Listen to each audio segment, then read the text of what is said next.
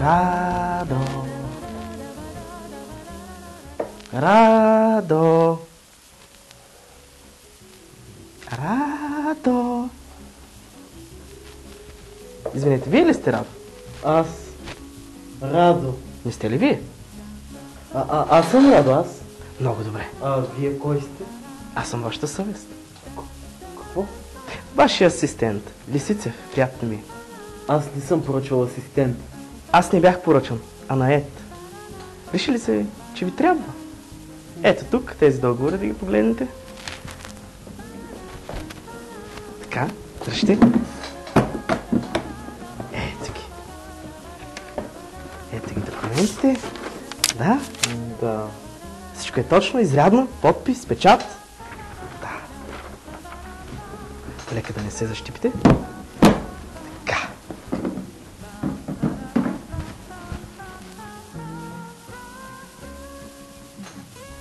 Добре. Аз виждам, че сте много ангажиран. Ще ви направя кафе.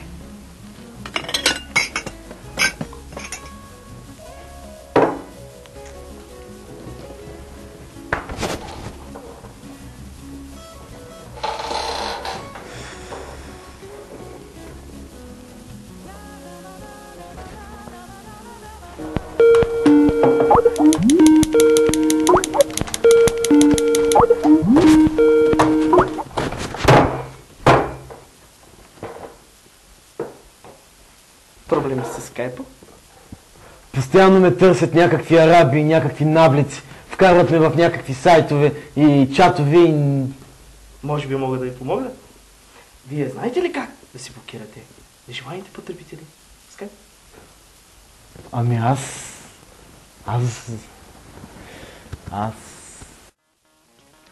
Здравейте! Сигурно на всеки един от вас му се е случвало, докато си пише с някой интересен за него човек, да му се включат някакви досадни персони или да ви добавят в някакъв чат, в който вие не искате да участвате. Ето, аз сега ще ви кажа няколко стъпки, чрез които вие може да се отървете от тези хора. Първо, отваряте си Skype. Избирате Tools или инструменти, след което ви се отваря едно малко прозорче. На него намирате Options или опции на български. Отваря ви се един друг прозорец, на който има изброени няколко различни опции. Натискате Privacy и после избирате Only people in my contact list can connect me. След което натискате бутончето Save, затваряте всичко и такива досадници няма да има. Но, ако вече определеният човек, който ви досажда, е в вашия контактен лист, може да направите следното. Отивате на избрания човек, натискате с десния бутон на мишката и ви се отваря едно малко прозорче, след което избирате Block this user. Честито, вие сте спасени.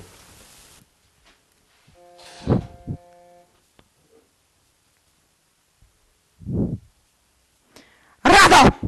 Как смееш да ме блокираш в скайп? Никакво аз! Искам те утре в моя офис. Разбира се, леди бос. И Радо! Очаквам извинението ти. Формално поднесено.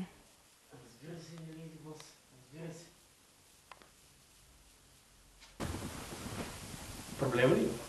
Блокирал съм леди бос, без да искам в скайп. Може би е имало основателна причина. Може би сте прав. Може би да.